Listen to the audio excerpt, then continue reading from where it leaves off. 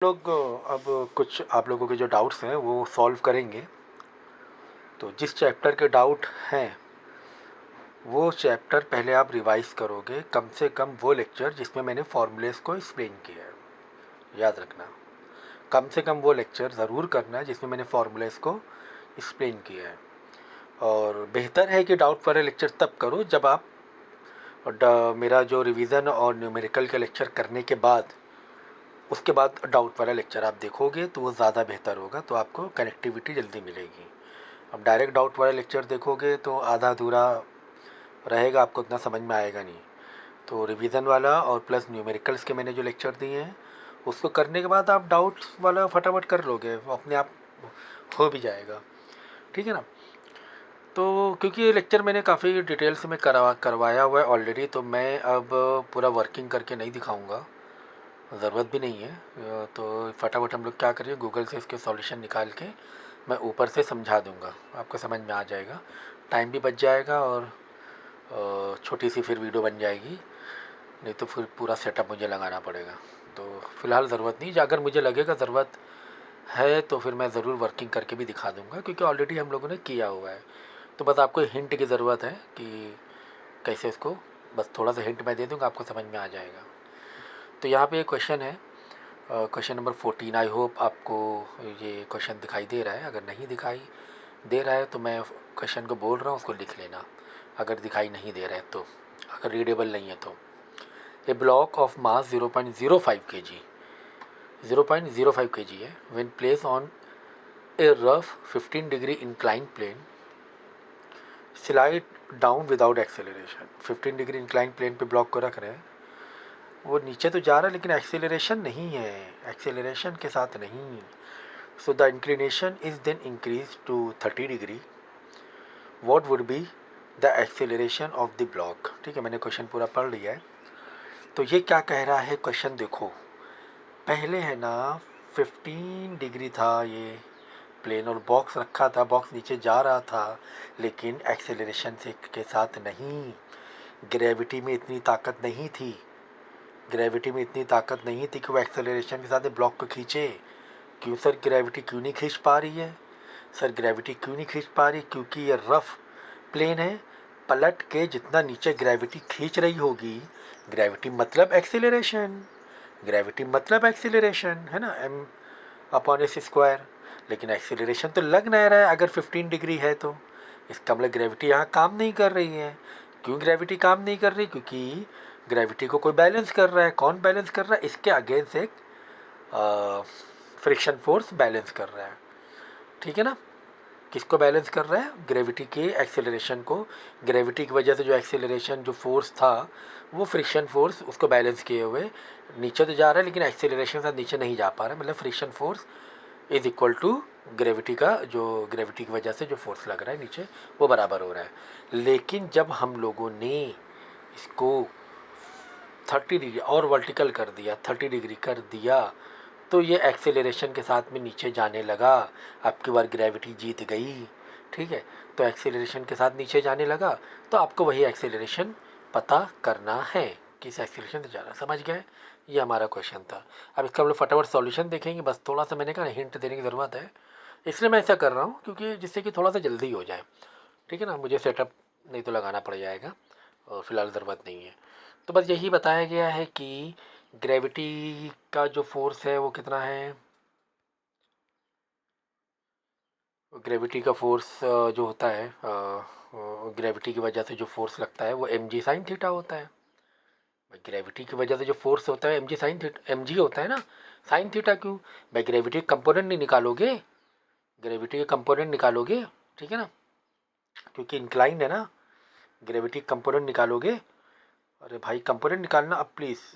ये इस तरह है, ग्रेविटी नीचे जा रही है, इस तरह लेगी, तो अब इसके दो कंपोनेंट निकल आएंगे, एक एक परपेंडिकुलर पे और एक कॉस थीटा, एक साइन थीटा।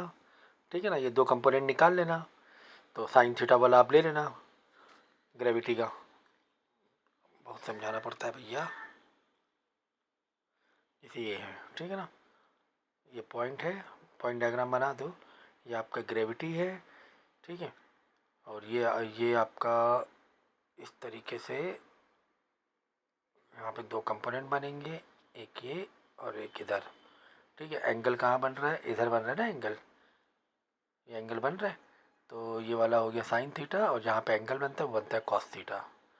ठीक है, तो एम जी साइन थीटा वाला फोर्स लगेगा। ग्रेविटी कौन सा फोर्स लगाएगी, एम जी साइन थीटा। ठीक है ना, श्योर ना, इसमें कोई दिक्कत तो नहीं है। ठीक है, ये कंपोनेंट निकालना आना चाहिए आपको भाई, ये लेक्चर फिर कर लेना, कंपोनेंट निकालना आना चाहिए। ठीक है, और फ्रिक्शन फोर्स इसको बैलेंस कर रहा है फोर्स बाय ग्रेविटी को। और फ्रिक्शन फोर्स का फॉर्मूला क्या है, म्यू एन, जिसमें एन क्या है, नॉर्मल है। जो नॉर्मल है तो नॉर्मल के दो कंपोनेंट निकालने पड़ेंगे। ठीक है ना, नॉर्मल के दो कंपोनेंट निकाल लो, नॉर्मल के दो कंपोनेंट कॉस थीटा से निकलेगा, ये है। ठीक है, अब ये नॉर्मल के लिए आप इस तरह कंपोनेंट लोगे तो इसके दो कंपोनेंट निकलेंगे, एक ये एक ये दो कंपोनेंट निकलेंगे नॉर्मल के लिए, बराबर ना। तो नॉर्मल के लिए कौन सा कंपोनेंट लेना पड़ेगा आपको, ये दो के लिए एक ये निकल रहा है, इसके साथ ये ले रहे हो ना, ये कॉस थीटा निकल रहा है, ये कॉस थीटा, क्योंकि नॉर्मल ये लगेगा ना स्ट्रेट।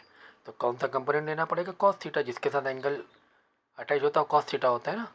और ये वाला दूसरा वाला जो होता है वो साइन थीटा होता है। ठीक है, जो परपेंडिकुलर होगा। ठीक है, तो कंपोनेंट के लिए मुझे ज़्यादा एक्सप्लेन करने की ज़रूरत नहीं होनी चाहिए। नहीं पता तो भाई आपको न्यूमेरिकल वाले लेक्चर करने पड़ेंगे। ठीक है, तो कुल मिला के हमारी बस जो मैंने कहा हिंट वाली बात, मेन हिंट तो यही था भाई, ये कि ग्रेविटी के फोर्स ने ग्रेविटी के फोर्स को कौन बैलेंस किए हुए, बोलो, फ्रिक्शन फोर्स बैलेंस किए हुए, F G is equal to F K. F G की जगह एफ जी वाला फॉर्मूला डाल दिया, एफ के की जगह एफ के का फॉर्मूला डाल दिया, एम एम कट गया, मास तो वही है, जी भी कट जाएगा। ठीक है ना, जी भी कट जाएगा। उसके बाद म्यू के आएगा, sine theta one by cos theta one is equal to sine by cos क्या होता है, टेन थीटा होता है। तो म्यू की डायरेक्ट वैल्यू क्या आ गई, टेन थीटा, टेंशन ख़त्म, टेन थीटा आ गया। अब थीटा अगर अगर 15 डिग्री पर है तो म्यू कितना है, mu is only tan theta one, mu is what, tan theta one, बस टेन थीटा ही है।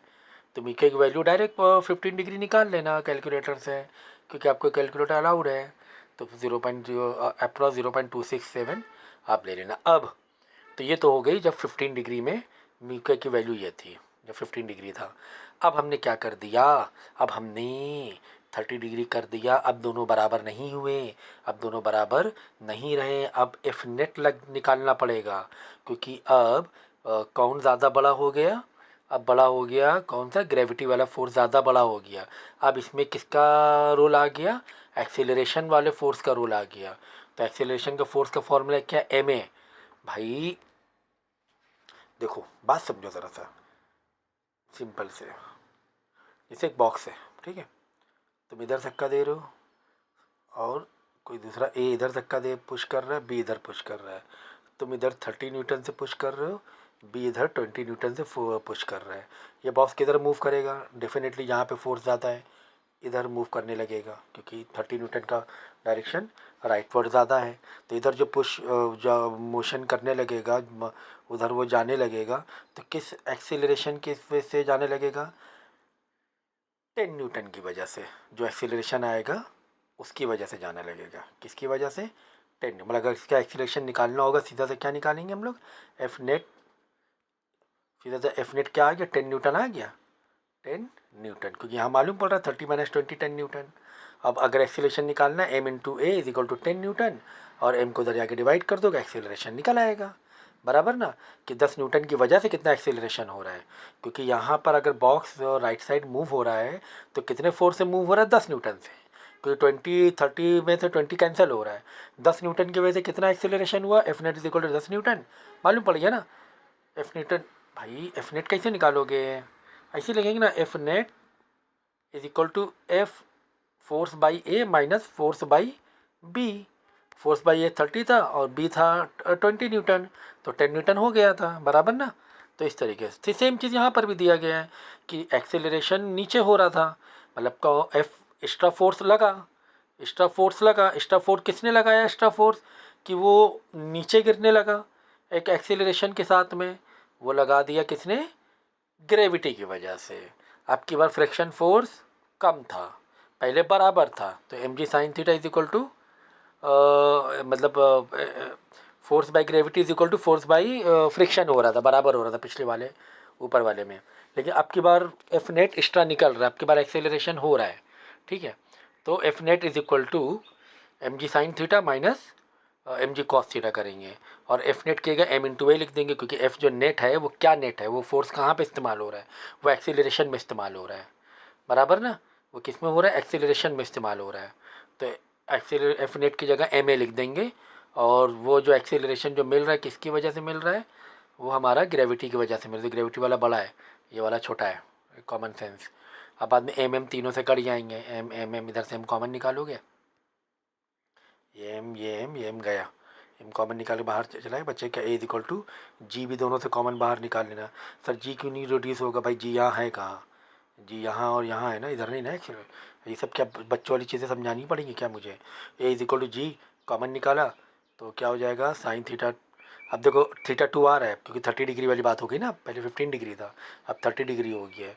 तो ए जी साइन थीटा 2 माइनस यू के साइन थीटा 2, ठीक है ना।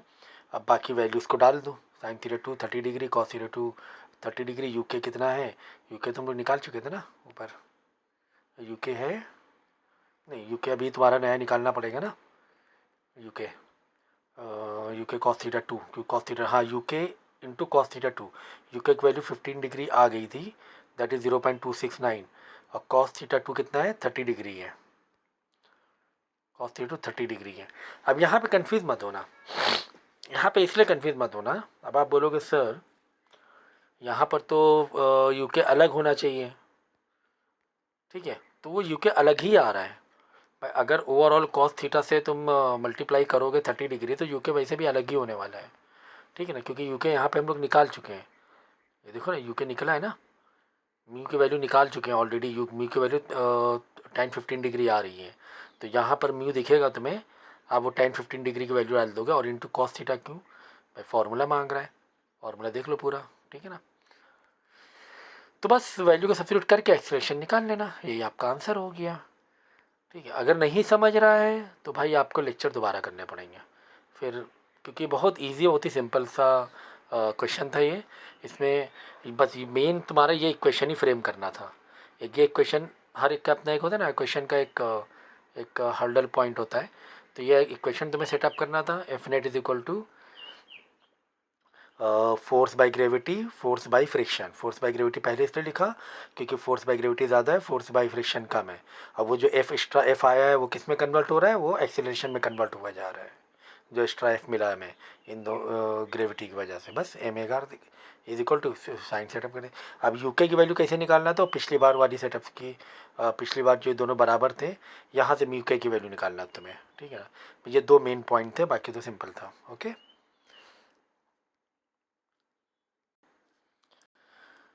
तो यहाँ पर देखो, अब हमने म्यूएस की, तो ये चीज़ याद रखना कि जब बॉडी अगर लिमिटिंग इक्विलिब्रियम में है तो म्यूएस किसके बराबर हो जाता है? ये एक पॉइंट लिख लेना फ्रिक्शन के लिए। लिमिटिंग इक्विलिब्रियम में है, बॉडी रुकी हुई है, तो म्यूएस tan थीटा 1 के बराबर हो जाता है, ठीक है ना। ये आप लिख लेना, ये फार्मूला है। तो और ये इसका डेरिवेशन मैंने बताया हुआ था, ठीक है, मैं बार बार नहीं बताऊँगा, लेक्चर में बताया मैंने। तो tan 30 डिग्री दिया हुआ, फिलहाल प्लेन जो है 30 डिग्री पर है, tan 30 डिग्री दिया हुआ है, और tan 1/√3, तो म्यूएस आ गया 1/√3 वैल्यू निकाल लेना, कैलकुलेटर अलाउड है आप लोगों को। आ गया। अब क्या कर रहे हैं? अब हम लोग 45 डिग्री कर रहे हैं। अब जब 45 डिग्री कर रहे हैं तो एक्सेलरेशन होने लगा, बॉडी नीचे गिरने लगी। जब बॉडी नीचे गिरने लगी तो एफ एक्स्ट्रा फोर्स लगने लगा, वो तभी तो एक्सेलरेशन हुआ है ना। इससे पहले एग्जाम्पल मैंने बताया था। तो अब क्या करोगे? वही करोगे, F net is equal to gravity. अब की बार ग्रेविटी को जीत रही ना, तो एम जी माइनस किससे जीत रही है? फ्रिक्शन फोर्स से जीत रही है, फ्रिक्शन फोर्स। तो एम जी के नीचे एम जी वाला पूरा कंपोनेंट के साथ में ओपन करना, हमेशा एम जी के साथ, हमेशा एम जी के साथ साइन थीटा वाला कंपोनेंट लगता है नॉर्मल के। और एफ नेट में जो फ्रिक्शन फोर्स लगाओगे, फ्रिक्शन फोर्स के फॉर्मूले में कॉस वाला ये लगेगा, कंपोनेंट लगेगा, ठीक है ना। वो कंपोनेंट कैसे निकालना है मैं लेक्चर में पहले समझा चुका हूँ। एफ नेट किस में कन्वर्ट हो रहा है, एक्सीलरेशन में कन्वर्ट हो रहा है, तो एम इंटू ए, एफ नेट के नीचे एम इंटू ए, तो तीनों से एम एम रिड्यूस हो जाएगा यहाँ पर, है ना, जैसे पहले क्वेश्चन में किया था, एम एम रिड्यूस होकर जी कॉमन निकाल लेना। ठीक है भाई, ये चीज़ ध्यान रखना, यहाँ पर आपके बार म्यू के लेना है, तो म्यू के जब लोगे तो सर म्यू के तो दिया नहीं है, तो म्यू के नहीं दिया है तो जो म्यू एस है लिमिटिंग जब फ्रिक्शन होता है तो म्यू एस म्यू के बराबर होता है। ठीक है, ये याद रखना, म्यू के म्यू एस क्या हो जाता है, बराबर होता है लिमिटिंग जब फ्रिक्शन होता है, लिमिटिंग इक्विलिब्रियम होता है। ठीक है ना, तो म्यू के म्यू एस के बराबर लेना है आपको, याद रखना, क्योंकि यहाँ पर म्यू के की वैल्यू वैसे भी चेंज होगी। आप बोलोगे सर ऐसे बराबर लेंगे तब तो वो 45 डिग्री हो गया, 45 डिग्री हो गया तो यहाँ पे कॉस थीटा आके लगा रहे हैं ना हम लोग, तो म्यू के की वैल्यू तो चेंज कर ही रहा है वैसे भी, यहाँ पे कॉस थीटा लगा रहे हैं हम लोग। तो बस ये याद रखना कि लिमिटिंग इक्विलिब्रियम में जब जो भी स्टैटिक फ्रिक्शन होता है, क्योंकि उसके स्टैटिक फ्रिक्शन जब तक के था उसके बाद ही बॉडी मूव करना स्टार्ट हुई, तब तक तो मूव नहीं कर रही थी। जैसे हमने एक्स्ट्रा बढ़ाया तब बॉडी मूव करना स्टार्ट कर दी, यानी उस सिचुएशन तक के म्यू एस म्यू के बराबर था, इसीलिए हमने म्यू के ले लिया उस वक्त तक के लिए। आगे सर 45 डिग्री हो गया तो म्यू के बदला, सर म्यू के बदला होगा तो म्यू के बदला इसीलिए कॉस थीटा लगाए ना वो। ठीक है ना, तो बस ये याद रखना, म्यू के इक्वल टू म्यू एस, जब नए वाला दोबारा फार्मूला सेटअप करोगे ये वाला, तो यहाँ पे जब म्यू के लोगे तो म्यू एस की वैल्यू डाल देना जो ऊपर निकाली है हमने, सिंप्लीफाई कर देना भाई, सिंप्लीफाई करना नहीं सिखाएंगे भाई। ठीक है,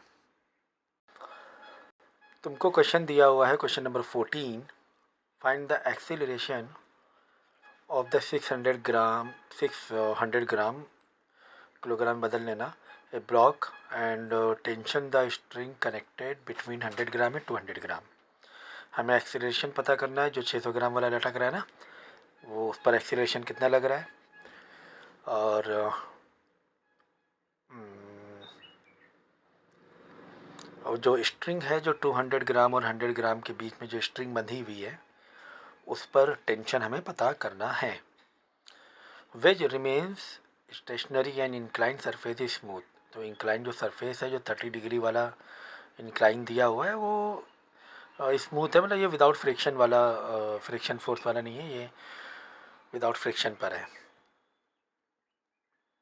ओके, चलो एक काम करते हैं, इसका सॉल्यूशन देख लेते हैं, मिल जाएगा तो ठीक है, नहीं तो मैं करके दिखाऊंगा। ओके, बड़ी टेक्नोलॉजी आ गई भाई, पहली बार यूज़ कर रहा हूँ मैं ये सब। ठीक है ना, रिकॉर्डिंग चालू है, चालू है। ठीक है, क्वेश्चन समझ लिया आपने, हाँ,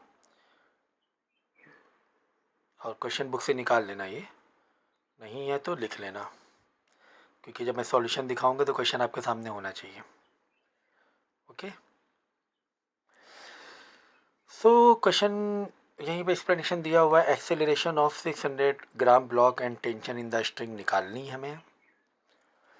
तो कितने स्टेप में सॉल्व किया गया है, ये 3 स्टेप्स में सॉल्व किया गया है, क्वेश्चन थोड़ा सा बड़ा है, कोई दिक्कत नहीं है।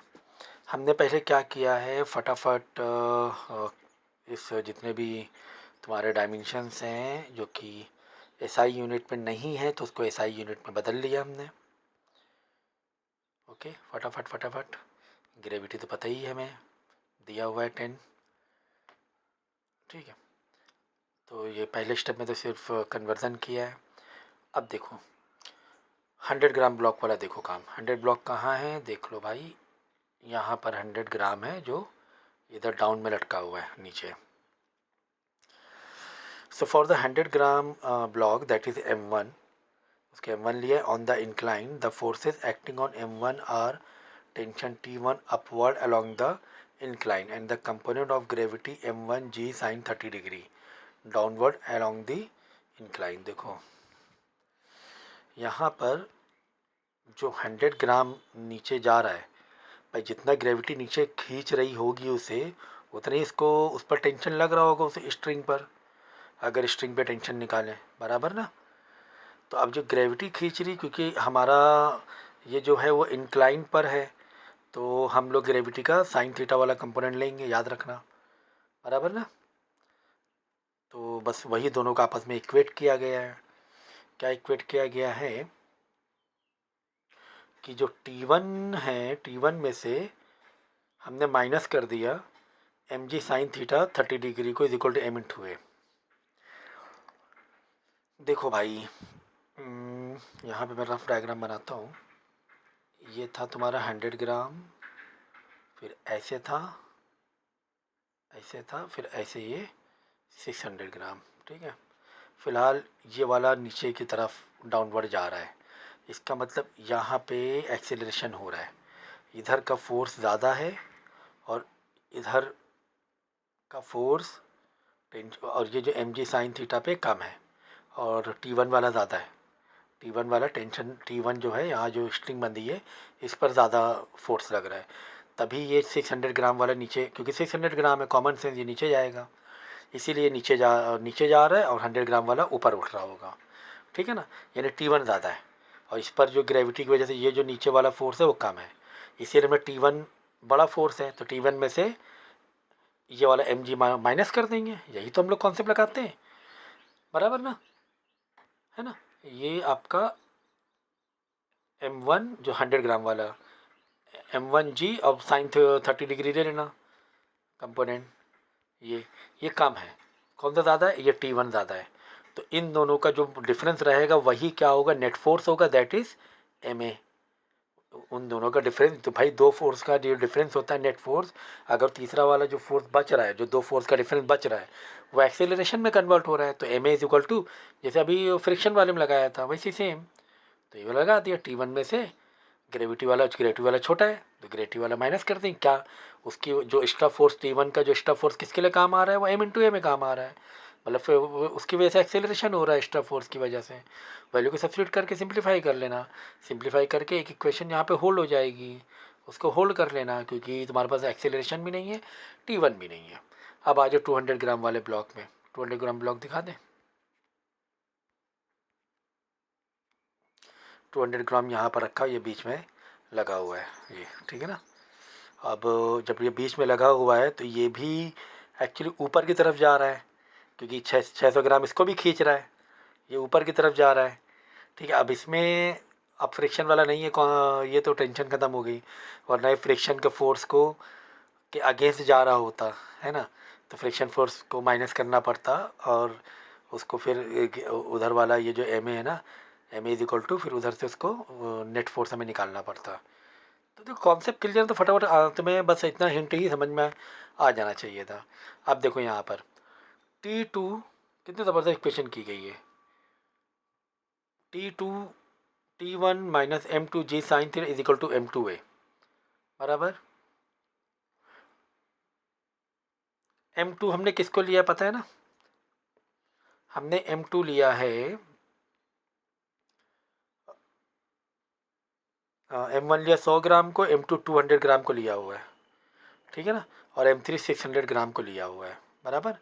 अब हो क्या रहा है, हो ये रहा है कि जो 200 ग्राम वाला जो ये था, ये 200 ग्राम वाला था, ठीक है ना, ये इस तरफ आगे बढ़ रहा है M2, मतलब इधर एक्सेलरेशन हो रहा है, और इधर का एक्सेलरेशन क्या है, T1 का कम है, ठीक है ना, T1 का एक्सेलरेशन कम है और इधर का एक्सेलरेशन ज़्यादा है, ठीक है ना। तो इसीलिए ये ऐसे सेटअप किया गया है कि एक्सेलरेशन हो रहा है, यानी कि जो एक्स्ट्रा फोर्स लग रहा है उसका कन्वर्जन एक्सेलरेशन में हो रहा है, वहाँ तो M2A डाल देंगे, तो एक्स्ट्रा जो एक्सेलरेशन हुआ, जो ब्लॉक इधर गया, कौन से दोनों फोर्स, मतलब फाइनली कौन से नेट फोर्स से निकला, ये जो एक्सेलरेशन एक्स्ट्रा हुआ है तुम्हारा, ये किसकी वजह से हुआ है, ये T2 minus T1 minus M2G sine theta. यहाँ पे दो लोग हैं, कैसे, एक तो T1 को इसने क्रॉस किया,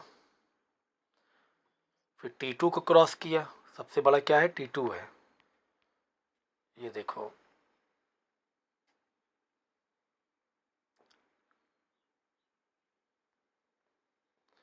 T1 T2 हम समझा दें यहाँ पर।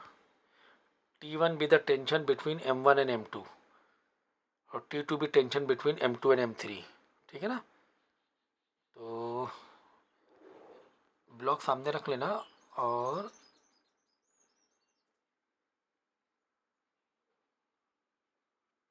ये T1 है, ये T2 है, बराबर। अब देखो इसने किसको किसको हरा कर आगे बढ़ाया है, इसमें इन सब में कौन, और एक यहाँ पे ग्रेविटी भी लग रही है, ठीक है ना, m/g भी लग रहा है बराबर। अब ये ब्लॉक है 200 ग्राम का, ये किस तरफ आगे बढ़ रहा है, T2 की तरफ आगे बढ़ रहा है, यानी T2 सबसे ज़्यादा है। ये T2 है ना, इस ब्लॉक को खींच रहा है, ऊपर की तरफ खींच रहा है। उसमें लिखा हुआ है कि यहाँ पे 600 ग्राम है, कह रहा है ये नीचे जा रहा है, मतलब ये ऊपर ही जा रहा होगा, कॉमन सेंस। अब इसको ऊपर खींच रहा है, कौन खींच रहा है, T2 खींच रहा है। ठीक, कौन खींच रहा है, T2 खींच रहा है बराबर ना। T2 सबसे आगे, तो T2 ने किसको किसको हराया, T2 ने एक तो T1 को हरा दिया, और T2 ने एम जी साइन थीटा, मतलब एम जी साइन थीटा वाले कॉन्सेप्ट को भी, एम जी साइन थीटा वाला जो वो लग रहा है जो नीचे की तरफ, इसको भी वो क्रॉस करे दे रहा है। T2 दोनों को क्रॉस करे दे रहा है, मतलब T1 जो इसकी ये वाला पकड़े था इस ब्लॉक को, वो भी इसको भी हराए दे रहा है T2, और ये जो ग्रेविटी इसको भी हराए दे रहा है। दो दो फोर्स के अगेंस्ट T2 जीता हुआ है, मतलब T2 इतना एक्स्ट्रा है, तभी एक्सेलरेशन हो रहा है। इसलिए T2 में से इन दोनों को माइनस कर दिया हमने।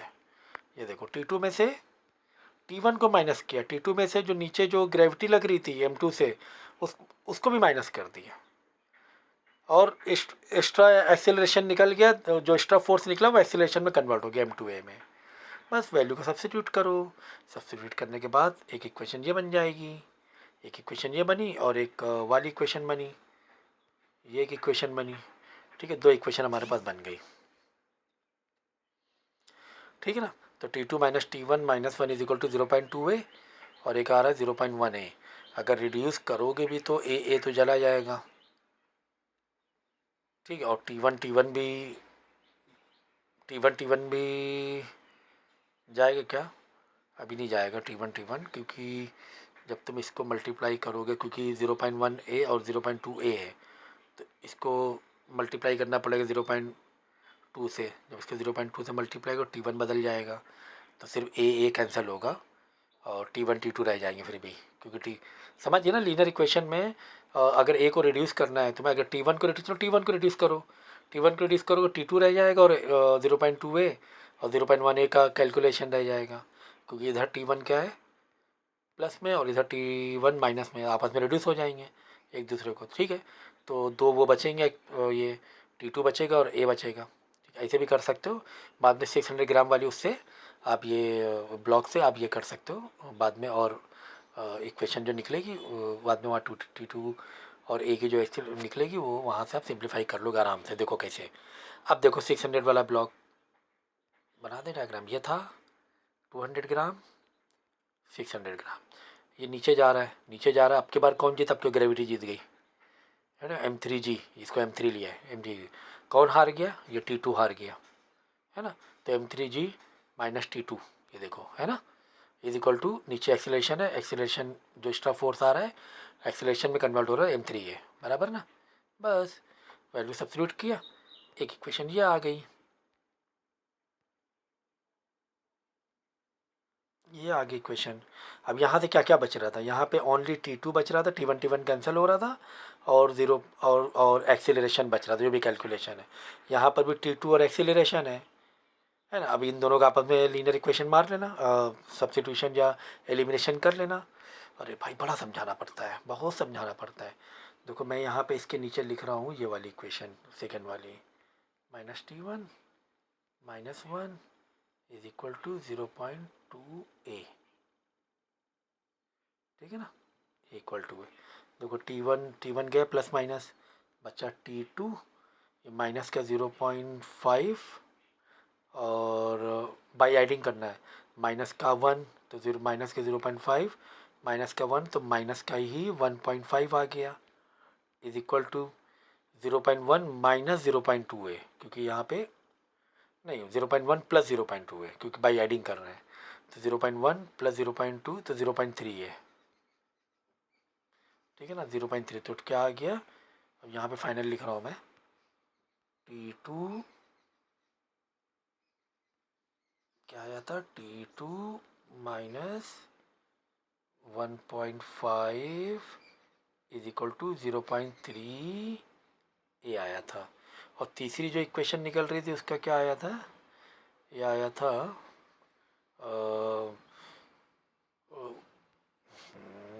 तीसरी इक्वेशन ये आई थी, हाँ चलो फिर से बता दे रहा हूँ भाई।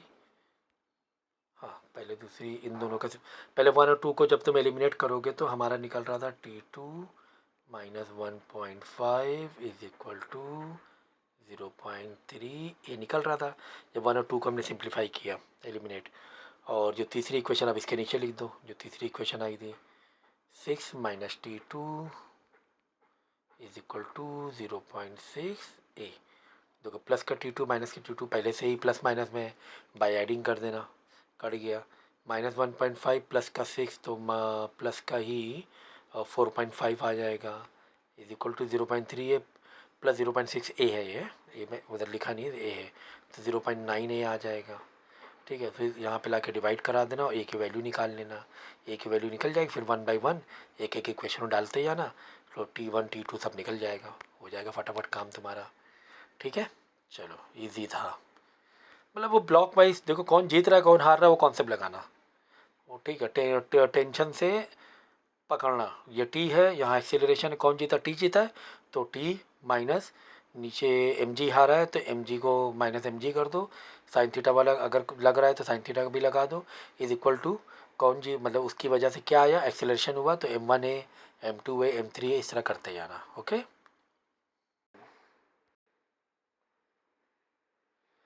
चालू है ना, चलो। पता नहीं वीडियो चालू था कि बंद था, कोई स्टॉप करके देख लूँ मैं।